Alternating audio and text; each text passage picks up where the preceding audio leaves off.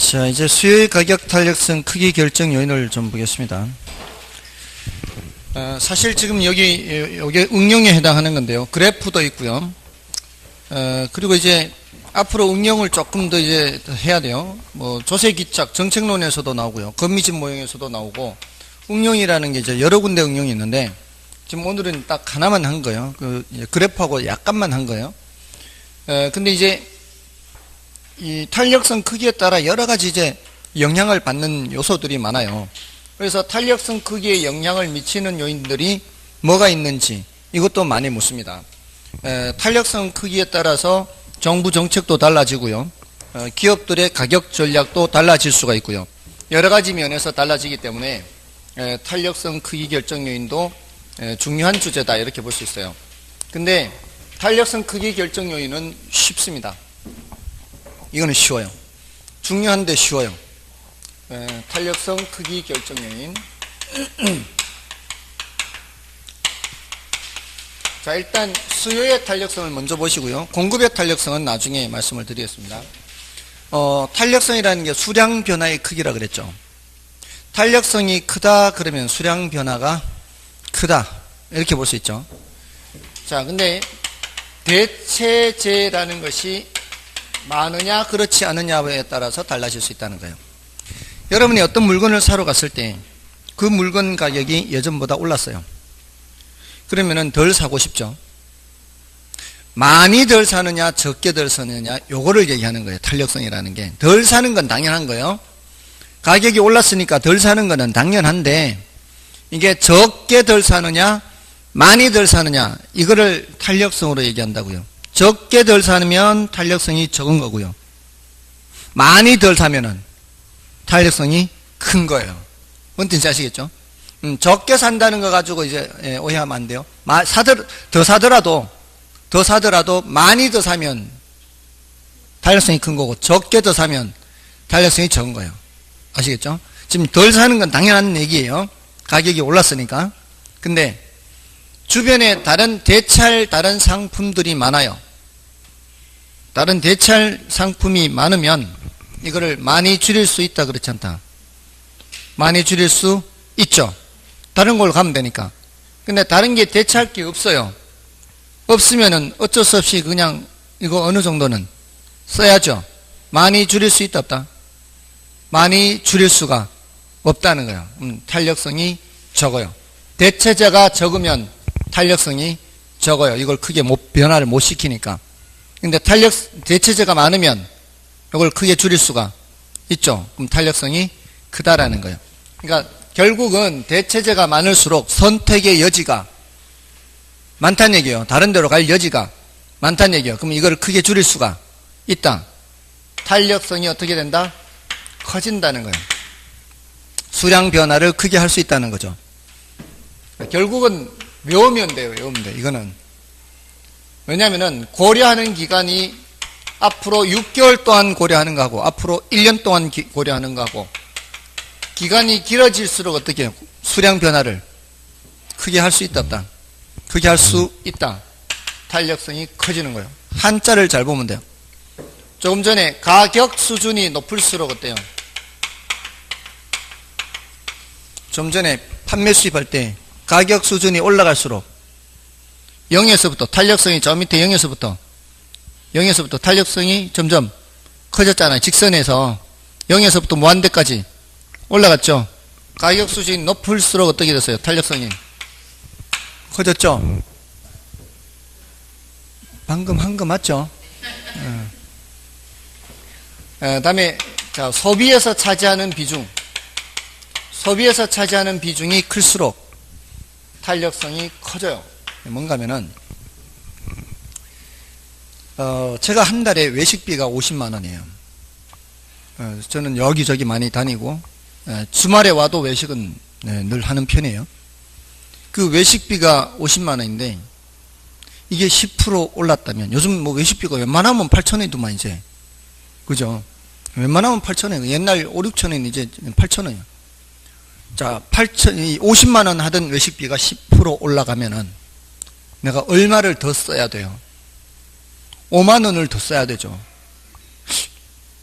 한 달에 용돈 5만 원 더 늘어난다면은 그거는 좀 크죠. 지금 보통은 이제 용돈이라는 게 한정돼 있는데 이런 경우 하고요. 제가 한 달에 군것질을 해봐야 얼마 할 것 같아요. 제가 그나마 좋아했던 새콤달콤을 제가 먹어봐야 하루에 한 달에 뭐 몇천 원어치 먹겠어요. 옛날에 새콤달콤 좋아했거든. 근데 그게 새콤달콤이 10% 올라봤자, 그게 예를 들어 한 줄에 1,000원이나 치고요. 1,000원 하던 게 10% 올라봤자 100원도 올라요. 100원. 그거 한 달 먹어봐야 제가 얼마나 먹겠어요. 10,000원어치 먹겠어요. 얼마나 먹겠어. 그거 올라봤자 제 주머니에서 지출을 더 해도 얼마 더 하지는 않죠. 그런 것들은 뭐 10% 올라도 그냥 사 먹죠. 그냥 늘 사 먹는 만큼. 이거는 수량 변화가 크다 적다. 수량 변화가 적어요. 타격이 적으니까. 근데 외식비 50만 원 하던 거를 10% 올랐는데 계속 그대로 외식을 해버리면 5만 원이나 더 지출해야 되는데 이러면은 타격이 크죠. 그러니까 그런 것들은 수량을 좀 줄여야죠. 그러니까 소비에서 차지하는 비중이 클수록 가격이 올라가면은 그런 것들은 좀 지출을 줄여야 돼요. 수량 변화가 크다 이 말이에요. 줄인다는 거 가지고 착각하면 안 돼요. 줄이더라도 많이 줄인다 이 말이에요. 그다음에 용도가 다양할수록, 용도가 다양하다는 것은 대체재가 많다는 것과 연결이 돼요. 또 시장을 세분할수록, 나눌수록 이 말이에요. 이건 뭔 소리냐면, 자, 우리 식품이라고 한번 해볼게요. 식품. 식품에 대체재가 있을까요, 없을까요? 식품의 대체재 있을까요, 없을까요? 식품의 대체재는 없어요. 식품 가격이 올라가면 돌 먹을 거예요? 나무 먹을 거예요? 식품 안 먹고 뭘 먹을 거예요? 식품이라고 제가 뭉뚱그려 얘기했죠. 식품 가격이 전반적으로 다 올라가 버리면은 어쩔 수 없어요. 막 사먹어야지 어떻게. 그죠? 이렇게 한 묶음으로 묶어버리면 대체할 게 없어요. 근데 육류와 곡물 이렇게 나누면 육류 가격 올라가면은 곡물 먹을 수가 있고요. 곡물 먹으면 되고요. 곡물 가격 올라가면 육류 먹으면 되고요. 또 육류도 소고기, 돼지고기, 닭고기, 또 이것도 쌀, 보리, 밀 이렇게 세분이 되면 이거 가격 올라가면 다른 거 먹고요. 저거 가격 올라가면 또 이거 먹고요. 이렇게 할 수가 있죠. 대체할 수가 있어요. 대체. 시장을 세분할수록 대체재가 또 많아지는 거예요. 그 다음에 사치제일수록 수량 변화가 클까요, 작을까요? 사치제. 사치제일수록 수량 변화는 크죠? 아니라고 생각하는가 봐요, 지금. 아무리 밥값이 올라가도 밥값이 올라도 대부분의 사람들 먹기는 먹어야 되죠. 밥값 올라간다고 해서 안 먹을 수는 없잖아요. 또 내려간다고 해서 배 터지게 먹는 건 아니죠. 그 변화가 어떻다고요? 수량 변화가 적어요. 물론 사람에 따라 그런 거 굶고 치렁치렁 걸고 할 수도 있겠지만 지금 굉장히 의심하고 계시는 것 같아요. 본인은 성향이 다른 것 같아요. 이런 거는 사치제는 아무리 가격이 올라도 나는 하고 다녀야 되고 밥값은 오르면 굶고 지금 의심하고 계시죠 지금 표정이. 사치제일수록 올라가면 안 사면 그만이죠. 그건 뭐 없어도 사는 데는 지장이 없으니까. 필수제는 수량 변화가 적고요. 이런 사치제는 수량 변화가 크다는 겁니다. 그러니까 우리 보세요. 농산물 우리 가을철이나 이렇게 흉작이든 풍작이든 이렇게 들었을 때 흉작이 들었을 때 가격이 많이 오르는 이유가 뭐예요? 가격이 많이 오르는 이유가 그거 안 먹으면 안 되니까. 배추 뭐 김장 안 하고는 안 되니까. 줄이기는 줄이겠죠. 당연히 가격이 올라갔으니까. 생산량도 줄었으니까. 줄이긴 줄이겠지만 그게 크게 못 줄인다는 거죠. 크게 못 줄이니까 가격은 막 올라가는 거죠. 만약에 가격 올라간다고 사람들이 별로 신경 안 써버리면 그렇게까지 가격 안 올라가요. 그래서 우리가 먹는 식품 같은 것들은 그런 게 이제 가격이 크게 변하는 거예요. 크게 올라갈 때 크게 올라가고 내려갈 때 크게 내려가고 이런 것들이 우리가 수량을 늘리더라도 크게 늘리지는 않기 때문에 가격 하락한다고 해서 또 가격이 올라간다고 해서 또 크게 줄일 수도 없기 때문에 가격 변화는 크게 되는 거예요. 자, 아무튼 이게 탄력성 크기 결정 요인입니다. 자, 이렇게 쉽죠? 많고 길고 높고 크고 많고 세분하고 세분한다는 게 이제 다양해진다는 얘기예요. 그러니까 외우기로 따지자면은 그렇게 어렵지는 않다라는 겁니다. 됐죠? 자, 그게 이제 73쪽의 내용입니다. 이제 여러분 확인만 하시면 되고요. 넘어가셔서 예제를 보십시오. 예제. 수요의 가격 탄력성에 관한 설명으로 틀린 것은 1번에 미세한 가격 변화에 수요량이 무한히 크게 변화하는 경우 뭐예요? 완전 탄력적이다. 맞죠? 무한히 수량이 무한히 변하니까 탄력성 수량 변하니까. 그 다음에 대체재의 존재 여부는 수요의 가격 탄력성을 결정하는 중요한 요인 중 하나이다. 맞죠? 대체재가 많을수록 탄력성이 크죠. 그 다음에 일반적으로 부동산 수요에 대한 관찰 기간이 길어질수록 수요의 가격 탄력성은 작아진다. 이거 틀렸죠? 고려하는 기간이 길어질수록 탄력성은 커지는 거죠. 그래서 3번이 틀렸어요. 그럼 4번에 일반적으로 재화의 용도가 다양할수록 수요의 가격 탄력성은 커진다. 맞죠? 용도가 다양할수록 탄력성은 커진다. 그 다음에 수요의 가격 탄력성이 비탄력적이라는 것은 가격 변화율에 비해 수요량의 변화율이 작다는 것을 의미한다. 비탄력적 수량 변화가 작다 소리잖아요. 그죠? 어렵지 않죠? 할만해요. 그러니까 할만해. 이런 정도의 수준입니다. 자, 이제 넘어가셔서 이제 교차 탄력성 75쪽의 교차 탄력성은 아까 0보다 크면 대체재, 0보다 작으면 보완재, 이걸 기억하시면 되고요. 그 다음에 76쪽에서 공급의 가격 탄력성, 소득 탄력성 있죠. 소득 앞에 왼쪽 페이지에 소득 탄력성 74쪽이죠. 소득 탄력성에서는 0보다 크면 정상재, 0보다 작으면 열등재, 이걸 체크하면 되고요. 그 다음에 공급의 가격 탄력성은 공급의 가격 탄력성 크기 결정 요인, 요것만 나중에 말씀을 드리겠습니다. 나머지는 아까 말씀드린 편이고요. 나머지는 난이도가 조금은 높아요. 이제 77쪽에 그래프 중간에 있는 그래프 있죠. 그거는 난이도가 좀 높아서 나중에 하고요. 밑에 77쪽에 도표가 있죠. 77쪽의 도표 맨 밑에 도표하고 넘어가시면 78쪽의 도표가 이게 바뀌어 있어요. 77쪽의 도표가 이렇게 돼야 돼. 이렇게 78쪽의 도표가 이렇게 돼야 되고요. 도표의 위치가 바뀌어 있어요. 77쪽이 이렇게 돼야 되고, 그죠? 77쪽이 이렇게 돼야 되고 78쪽은 이렇게 돼야 되죠. 이렇게 바뀌어 있습니다. 77쪽과 78쪽 이렇게 바뀌어 있습니다. 자, 그거는 뭘 뜻하는 거예요? 어느 하나가 수직일 때는 이 말이에요. 어느 하나가 수직일 때는 다른 하나가 아무리 이동하더라도 뭐가 변함이 없어요. 균형 거래량이 변함이 없죠. 여기 수요가 이렇게 올라가든 수요가 내려가든 이때는 뭐가 변함이 없어요. 균형 거래량이 변함이 없죠. 어느 하나가 수평일 때는 다른 게 아무리 변해도 균형 가격이 변함이 없죠. 이렇게 어느 하나가 수직이거나 수평일 때는 예외적인 현상이 나타날 수 있다. 요거를 설명하는 겁니다. 그 위에 있는 거는 난이도가 더 높으니까 나중에 한다라고 생각하십시오. 자, 이렇게 해서 수요 공급을 마치고요. 자, 경기 변동론을 좀 설명드리고 오늘 마치도록 하겠습니다. 경기 변동은 한 문제 정도 출제되는 주제입니다. 자, 경기가 오르락 내리락 반복하는 현상을 말하는 거죠. 그 경기 변동의 유형에서 95쪽에 보십시오. 유형에서 순환 변동도 있고 장기 변동도 있고 계절 변동, 무작위 변동 이렇게 있죠.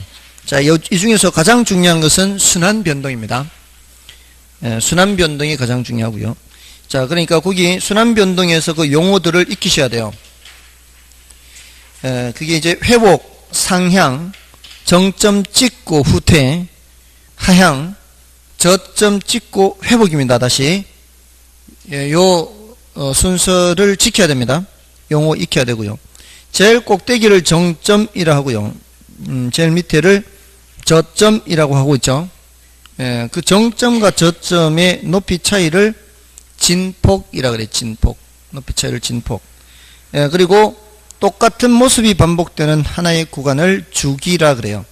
그 주기라는 게 지금 우리 교재에서는 수평선으로 되어 있는 기준, 중간에 있는 그 선을 기준으로 해서 주기라고 했지만 그 맨 위에 정점과 이웃하는 정점까지를 주기라 해도 되고요. 맨 밑에 있는 저점과 이웃한 저점까지를 주기라고 해도 관계는 없습니다. 자, 이렇게 회복, 상향, 후퇴, 하향은 4국면으로 나누는 거고요. 정점에서부터 저점까지를 수축, 저점에서부터 정점까지를 팽창, 이런 식으로 둘로 나눌 수도 있습니다. 아시겠죠? 자, 일단 용어를 익혀두시고요. 다음에 이제 장기적 변동하는 게 있죠.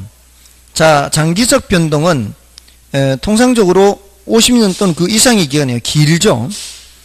긴데 그 2번을 보시면 부동산 부문에서의 장기적 변동 현상은 어떤 지역이 새로 개발된다거나 기존의 지역이 재개발되었을 때 나타난다, 이렇게 보시면 돼요. 예를 들어 여기 세종시가 새로 개발이 됐어요. 이게 앞으로 몇 년 정도 지나면은 한 50년 정도나 그 이상 되면은 이렇게 새로운 모습으로 또 이렇게 다시 한 바퀴 사이클을 돈다 이거예요. 그때 되면은 이런 건물들 한 4, 50년 쓸 수 있죠. 이런 건물들은 한 4, 50년 쓸 수 있을 거예요. 아파트는 한 30년 더 쓸 수도 있습니다, 사실은. 이 시멘트 철골 이 구조가 시멘트 철근이죠. 시멘트 철근 구조가 꽤 오래 갑니다. 근데 사람들이 이제 좀 낡고 하니까 그냥 새로 짓고 하는 거지만 사실은 꽤 오래 쓸 수가 있습니다. 그게 한 5, 60년 정도 이렇게 되면은 또 새로 사이클이 돌고 새로 사이클이 돌고 이렇게 된다는 거죠. 그게 이제 장기적 변동이 되는 건데 중요도는 낮아요. 중요도는 괄호 3번과 괄호 4번이 더 높습니다. 그 괄호 3번에 계절 변동 있죠. 자, 요거는 1년을 단위로 계절에 따라 반복적으로 나타나는 변동이에요. 요건 뜻은 알고 계셔야 됩니다. 그래서 두 번째 줄에 방학 동안 대학가에 공실이 많거나 하는 거, 또 봄철, 가을철에 이사철 수요가 많거나, 청량 음료가 여름철에 더 생산 소비가 많거나, 치맥이 여름철에 더 많이 땡기거나, 치맥은 지금도 땡기네요. 아무튼 그런 게 이제 다 계절 변동이에요. 다음에 이제 무작위 변동. 무작위 변동은 우발적 변동이라고도 하고요. 불규칙 변동이라고도 합니다. 자, 이건 예기치 못한 사태, 이거 예기치 못한 사태. 그래서 자연재해나 정부의 갑작스런 정책 변화, 이런 것들도 바로 무작위 변동이요. 지난번에 8.3.1 대책 내놨었죠. 그러고 나서 많이 꺾였죠. 그리고 지금 정부가 많이 지금 규제를 하고 있죠. 이렇게 해서 나타나는 것은 무슨 변동? 무작위 변동이다, 이 말이에요. 자, 근데 우리는 주로 어디에 대해서 살펴본다? 순환 변동에 대해서 살펴본다. 자, 이렇게. 자, 그 다음에 이제 오른쪽에 이제 부동산 경기 변동 있죠. 97쪽에. 그 부동산 경기 변동은 동그라미 2번을 보시면 돼요. 의의 동그라미 2번. 일반적으로 부동산 경기는 무슨 경기를 말한다? 건축 경기입니다. 건축 경기. 자, 부동산 경기가 좋다 나쁘다 이렇게 얘기할 때 무슨 경기를 얘기한다? 건축 경기를 얘기해요. 자, 근데 건축 경기는 주거용, 상공업용 부동산 다 있잖아요. 건축이. 그 중에서도 뭐를 위주로 얘기할까요? 주거용이에요. 주거용. 건축 경기 중에서도 주거용. 다음에 최광위에는 토지 경기를 포함하는데 토지는 별로 중요하지 않아요. 별로 신경 안 씁니다. 다음에 이제 밑에 부동산 경기 측정 지표가 있죠. 자, 이 측정 지표는 뭔가 하면 지금 경기가 좋은지 나쁜지 뭘 보고 아느냐 하는 거예요. 근데 그 밑에 표에 보시면은 선행지표, 동행지표, 후행지표가 있죠. 그건 이제 선행지표는 미리 예고해 주는 거예요. 알려주는 거. 어떠할까라는 걸 알려주는 지표. 자, 그러니까 예를 바로 보십시오. 예를. 건축 허가 면적, 택지 분양 실적, 공실률. 자, 이런 것들, 특히 이런 것들이 바로 앞으로를 예측해 주는 거예요. 공실률이 높다는 것은 앞으로 건물 많이 지을 거다, 안 지을 거다. 안 지을 거라는 얘기죠. 공실이 많다는 얘기는. 그리고 건축 허가 면적이나 택지 분양 실적이 좋다는 얘기는 앞으로 건물을 많이 지을 거다 이런 얘기죠. 그 다음에 동행지표는 현재 상태를 나타내 주는 거예요. 건축량, 거래량 이런 것들이 동행지표의 대표적이에요. 건축은 지금 건축되고 있는 걸 말하는 거죠. 이거는 공급지표고요. 거래량은 지금 거래되고 있는 걸 말하는 거예요. 이거는 수요지표라 그래요. 건축량은 공급지표, 거래량은 수요지표. 그 다음에 후행지표는 건축 완공량이 대표적이에요. 요거는 뭘 보면 아는가 하면은 입주되는 거 보면 알죠. 이번 달에 입주 물량이 많이 쏟아져 나왔다 이 소리가 뭔 소리요? 완공이 많이 됐다 이 소리죠. 그러면 그 전 한 1, 2년 동안 건축 활동이 활발했다라는 것을 거꾸로 확인해 주는 겁니다. 자, 넘어가시고요. 자, 지금 방금 보신 거는 이제 그게 선행지표, 동행지표, 후행지표 이런 건데, 넘어가시면은 부동산 건축량, 거래량, 가격 변동해서 요 동그라미 2번, 3번, 4번 있죠. 동그라미 2번, 3번, 4번을 종합적으로 측정해야 돼요. 종합적으로. 종합적으로 측정해야 됩니다. 자, 2번이 뭐예요? 건축량이죠. 건축량은 공급지표라고 되어 있죠. 조금 전에도 말씀드렸죠. 요거는 수요지표, 요거는 가격 변동은 보조지표죠. 자, 특히 뭐를 조심해야 되는가는 하면 4번을 조심해야 돼요. 4번을 조심해야 되는 이유가 일반적으로 부동산 경기가 좋을 때에는 부동산 가격이 상승하는 경향이 있습니다. 그러나 부동산 가격이 상승한다고 하여 부동산 경기가 좋다고 말하는 것은 이론적으로 틀린 것이다 라고 말할 수 있다는 거예요. 왜냐하면 실물 생산의 증가가 동반되지 않은 상태에서 가격만 상승하는 것은 결코 경기가 좋다라고 할 수 없기 때문에요. 여러분들 경기가 좋다면 어떤 현상이 나타나야 되는가 하면 여러분 주머니가 일단 두둑해야 돼요. 그렇지 않나요?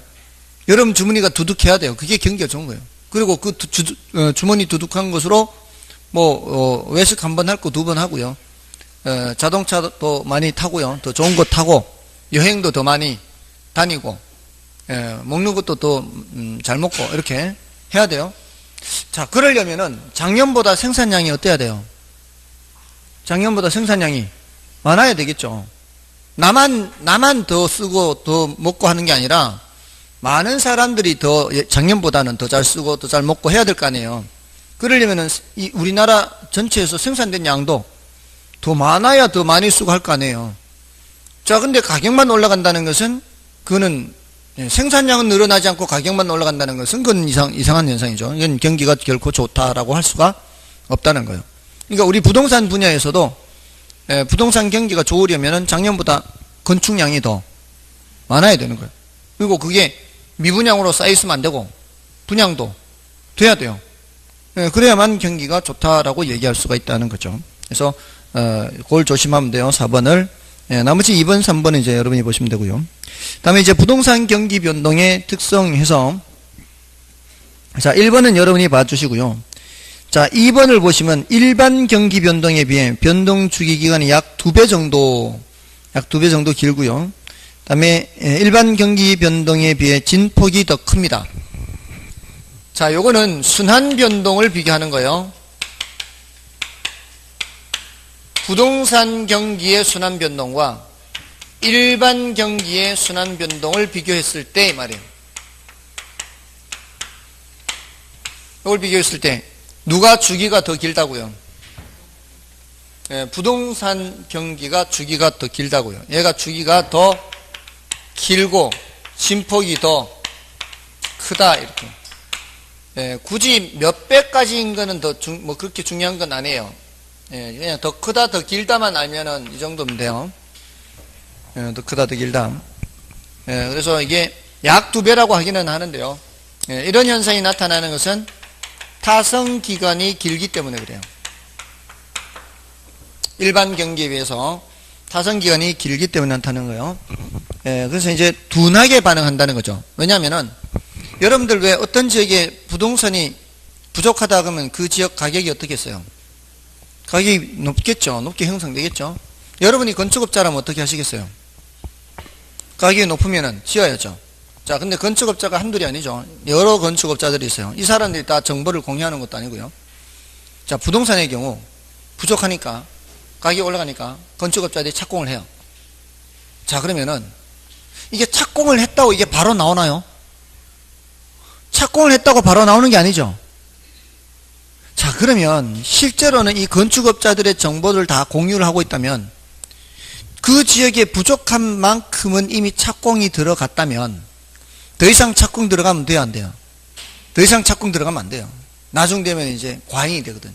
근데 이 건축업자들이, 건축하는 사람이 다 정보를 공유하는 게 아니죠.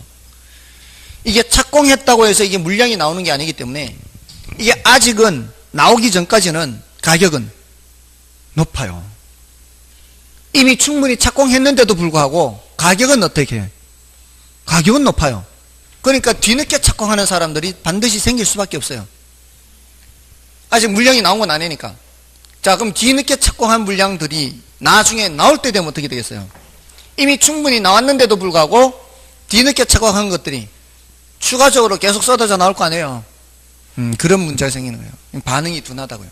그러니까 이제 계속 하던 완공될 때까지 공사는 해야 될 거 아니에요. 계속 이제 공사는 하는 거죠. 공사는 하니까 생산은 늘어나는 거고요.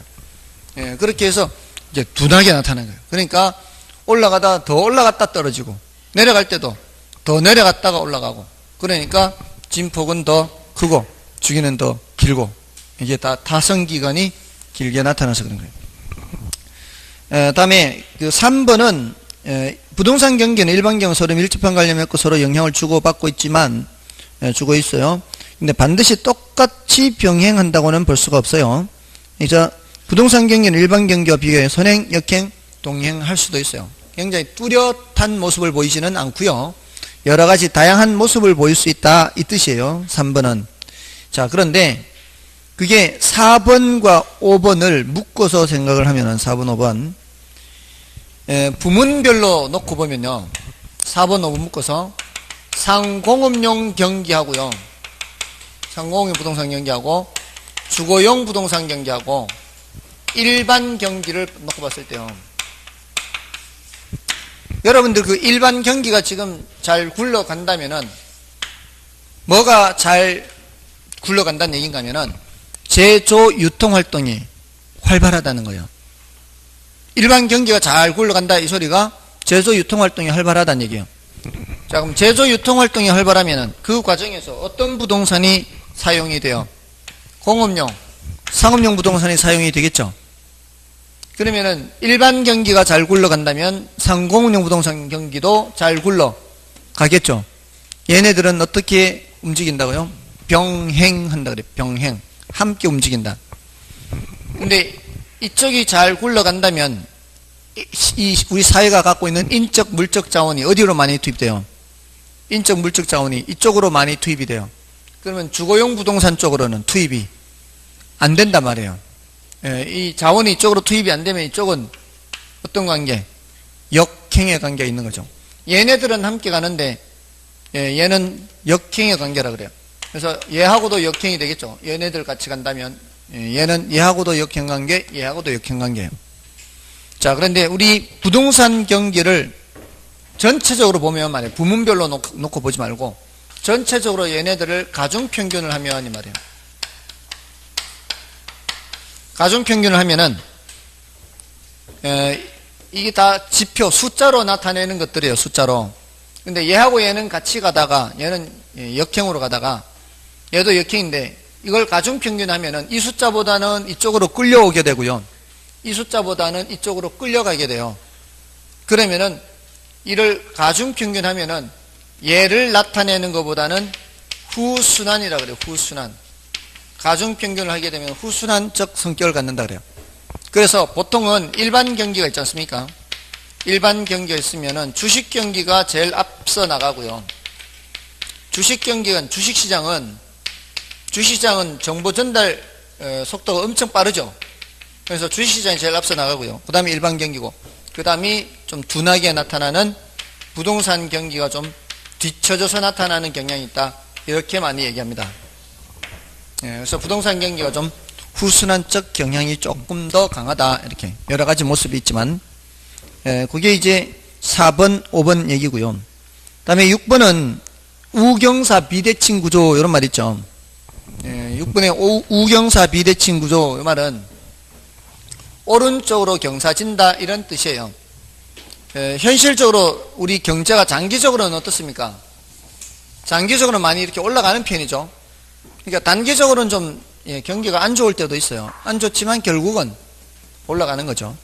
특히 그 토지 가격 보면은 지난 40년인가 50년인가 할 때는 토지 가격이 뭐 엄청 올랐다더만요. 이게 토지 가격이 이게 경제가 성장하는 과정이 있기 때문에 결국은 이렇게 올라간다는 거죠.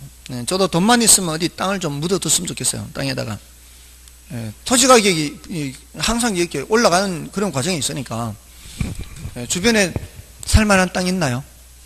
또 돈을 빚을 내서라도 좀 사놓게. 이자율보다는 그게 더 나을 것 같아요. 땅값이 더 빨리 올라가는 것 같아요. 이자보다. 그렇지 않나요? 빨리 맞춰달라 이거죠 지금. 자, 아무튼 이렇게 장기적으로 이렇게 경제가 성장하기 때문에 이 저점에서 정점까지 이르는 시간이 좀 더 길어요. 정점에서 저점까지 이르는 시간이 좀 더 짧고요. 그래서 회복은 느리게 되고 후퇴는 빠르게 된다, 이렇게 얘기해요. 회복은 느리고 후퇴는 빠르게. 그러면서 우경사 비대칭,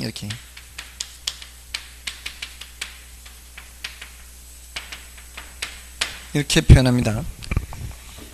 다음에 마지막 그 7번 지문은 이제 여러분이 좀 봐주시면 되겠고요.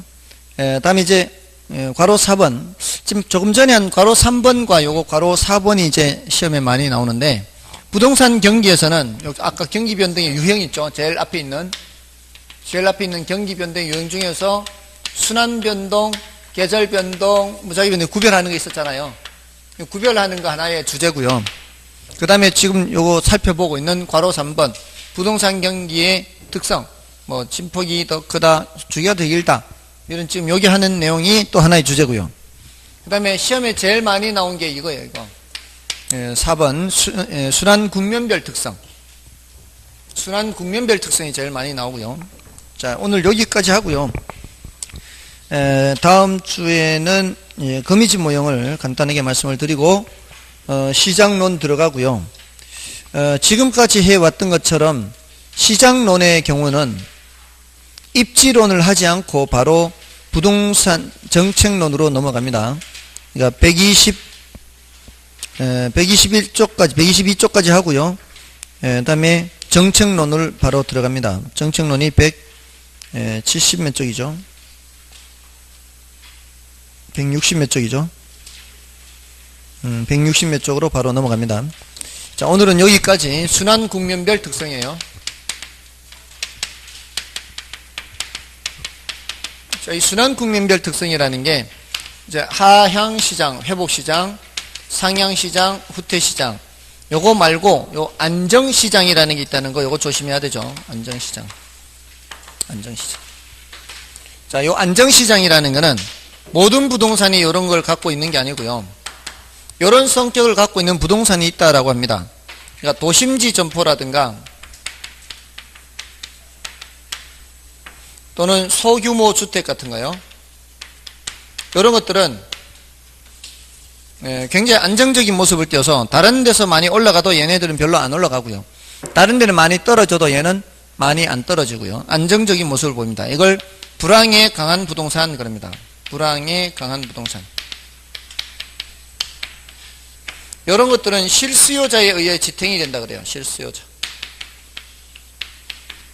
자, 이런 것들은 사실 그렇게 위험하지 않아요. 우리 중개를 할 때도 마찬가지예요. 여러분들이 중개를 하실 때도 늘상 그 실수요자들 있죠. 전월세 뭐 많고 이런데, 그런 동네, 전월세 많은 동네 뭐 이런 동네는 이게 뭐 그렇게 크게 어렵거나 하지는 않아요. 아무튼 이런 이제 시장이 있고요. 요거는 일반 경기에서는 안 보는 거예요. 일반 경기에서는 이런 걸 얘기 안 합니다. 그리고 후퇴 다음에 오는 거 아니에요. 상향 시장 다음에 오는 것도 아니고요. 얘네들과는 별도로 존재하는 시장이다, 이렇게 보셔야 돼요. 그 다음에 이제 얘네들 사이에서 이제 이걸 이제 그려놓고 여러 가지 주제별로 보는데 가격이 어떤 움직임이냐, 거래는 어떤 움직임이냐, 이거는 뭐 별로 어렵지 않아요. 가격은 이제 여기서부터 올라가기 시작한 것이 여기는 많이 올라가는 거고, 여기는 이제 정점 찍고 꺾여 내려가는 거고, 가격이 거의 바닥을 치는 거고요. 저점 찍고 이제 가격이 올라가기 시작하고, 이런 식이니까 어렵지 않고요. 거래는 어떻게 해요? 여기는 거래가 이제 활기를 띈다 그래요. 활기. 이제 죽었던 것이 살아있는 모습. 이거는 활발하다 그래요. 활발. 여기서는 거래가 한산하다 그러죠. 여기서는 거래가 거의 없는 거죠. 이런 식으로 표현하는 거예요. 이때는 또 거래가 또 활기를 띠고 활발하고, 거래가 한산해지고 거래가 거의 없고. 그 다음에 매수인과 매도인 중에서 누구를 중시하느냐. 시장 상황이 올라갈 때는, 시장 상황이 이렇게 올라갈 때는 매도인이 배짱이에요, 매수인이 배짱이에요? 올라갈 때 매도인이 배짱이죠. 올라갈 때는 파는 사람이 조금 더 기다려보고 팔거나 뭐 이렇게 하려고 한단 말이에요. 그러니까 올라가는 상황에서는, 이렇게 올라가는 상황에서는 누가 배짱이라고요? 매도인이에요. 매도인을 더 중시해야 되죠. 올라가는 시기에는. 내려가는 시기에는 매수인이죠. 그래서 상도하수 이렇게 기억하는 거예요. 상도하수. 올라가는 시기에는 매도인 중시, 내려가는 시기에는 매수인 중시. 그냥 상도하수 이렇게. 자, 근데 이게 뉘앙스가 좀 달라요. 자, 보세요. 이거 올라가는 시기 누구 중시? 매도인 중시. 내려가는 시기 누구 중시? 매수인 중시. 자, 근데 요 정점을 찍고 꺾여 내려가는 후퇴기를 보세요. 후퇴기. 후퇴기 직전 시기는 상향이죠. 여기는 상향이죠. 여기는 매도인 중시잖아요. 여기는 매수인 중시니까 요 그림을 보면서 보는데요. 매도인 중시에서 매수인 중시로 바뀌는 시기, 여기 보세요. 바뀌는 시기가 뭐예요? 후퇴기. 그러면은 여기는 매수인 중시가 강화되는 시기, 이렇게 보는 거예요. 자, 그럼 여기는 뭐라고 부르면 돼요? 저점을 찍고 바뀐 거는 매도인 중시가 매도인 중시로 바뀌는 시기. 여기는 상향시장은 매도인 중시가 강화되는 시기, 이렇게 하면 된다고요. 뉘앙스의 차이가 있죠.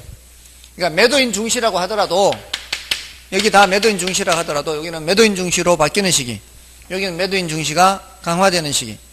요 다 매수인 중시라고 하더라도 여기는 매수인 중시로 바뀌는 시기, 매수인 중시가 강화되는 시기, 이런 식으로 표현을 하면 된단 말이에요. 그 다음에 과거 사례 가격은 어떤 의미가 있느냐. 자, 이거는 이제 지난 순환에 공부하신 분들은 지난 순환에 거래 사례 비교법 했을 거예요. 비교 방식. 어떤 물건을 평가할 때 그 물건하고 비슷한 물건이 과거에 얼마에 거래됐는지를 보고 그거하고 비교하는 방식이에요. 자, 이런 비교하는 방식에서는 관찰되는 가격은 항상 과거에 있죠. 항상 관찰되는 가격은 과거에 있어요. 자, 그런 상황에서 이렇게 올라가는 상황이라고 한다면, 올라가는 상황에서 과거 사례 가격은 저 아래에 있단 말이에요. 그죠? 그래서 내가 지금 평가를 한다면은 그 가격보다 높으면 높았지 낮아질 수는 없거든요. 올라가는 상황이라면. 그러면 그 과거 사례 가격은 하한의 의미가 있어요. 하한. 올라가고 있는 상황이니까. 반대로 내려가고 있는 상황이라면 과거는 여기 있을 거 아니에요. 그럼 내가 지금 평가한다면은 그것보다는 낮으면 낮았지 높아질 수는 없잖아요. 그럼 과거 사례 가격은 내가 평가하는 그 부동산의 상한의 의미가 있다, 이렇게 표현한다고요. 어렵지 않다는 거죠. 그러니까 올라갈 때는 과거 사례 가격은 하한의 의미, 내려갈 때는 과거 사례 가격은 상한의 의미 있는데, 이것도 뉘앙스의 차이가 있어요. 요 위를 기준 가격이라 그래요. 아래도 기준 가격, 기준 가격, 정점 저점을. 자, 아까도 이게 정점을 찍고 꺾였을 때 후퇴기는 매도인 중시에서 매수인 중시로 바뀐다 그랬죠. 자, 이 후퇴기에서 관찰되는 과거예요. 후퇴기에서 관찰되는 과거 사례 가격은 여기에서 멀지 않습니다. 그래서 후퇴기에서 관찰되는 과거 사례 가격은 기준 가격의 의미가 있을 수도 있고 상한의 의미가 있을 수도 있고 두 개 다를 얘기해요. 근데 멀리 내려와 버리면 기준 가격에서 많이 내려와 버렸죠. 이럴 때는 과거 사례 가격은 상한의 의미가 있다라고만 하고 기준을 떼버린다고요. 그럼 여기서도 마찬가지. 저점을 찍고 꺾여 올라가죠. 저점에서 벗어난 지 얼마 안 됐는 시기란 말이에요. 이게 기준, 아래 기준이에요. 아래 기준. 아래 기준에서 벗어난 지 얼마 안 된 시점에서는 과거 사례 가격은 기준 가격의 의미가 있거나 하한의 의미가 있다. 다 얘기한단 말이에요. 근데 여기서 많이 올라가 버리면 기준에서 멀리 떨어졌죠. 그럴 때는 과거 사례 가격은 하한의 의미가 있다라고만 한단 말이에요. 기준을 떼버리고. 그런 식으로 표현의 차이가 있다 이 말이에요. 됐습니까? 자, 그래서 그 예제를 보시면은 백조기에 가시면 있죠. 예제. 백조기 예제를 보십시오. 틀린 것을 찾는데 1번 보세요. 부동산 경기도 일반 경기와 마찬가지로 회복 국면, 상향 국면, 후퇴 국면, 하향 국면 등의 순환적 경기 변동을 나타낸다. 맞죠? 그 다음에 하향 국면은 매수자가 중시되고 하수죠. 하수. 맞죠? 과거 사례 가격은 자 내려가는 거잖아요. 내려가는 거니까 새로운 거래 가격에 뭐가 되는 경향이 있다? 상한이 되는 경향이 있죠. 내려가니까. 그 다음에 상향 국면 올라가는 거요. 매도자 중시 상도잖아요. 맞죠? 상도. 그 다음에 과거 사례 가격은 자 올라갈 때 과거는 밑에 있죠. 새로운 거래 가격에 하한이 되는 경향이 있다. 맞죠? 그 다음에 4번은 회복 국면은 회복은 올라가는 거죠. 올라가는 거니까 상도 매도자 중시 맞죠? 과거 사례 가격은 자 올라가는 거니까 과거는 밑에 있습니다. 밑에 있는데 아직 멀리 안 올라왔죠. 멀리 안 올라왔으니까 기준 가격이 되거나 하한이 되는 경향이 있다. 맞잖아요. 근데 후퇴 국면은 내려가는 거죠. 후퇴는 내려가는 거. 매수, 하수 맞죠? 과거 사례 가격은 새로운 거래 기준 가격이 되거나 자 후퇴는 멀리 안 내려왔단 말이에요. 그러니까 기준 가격이 되거나 뭐라고 해야 돼요?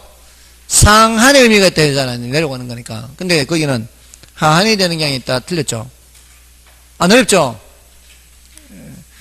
속으로 니하고 하니까 안 어려운데 혼자 하면 또 어렵다고 이러면 또 곤란하고요.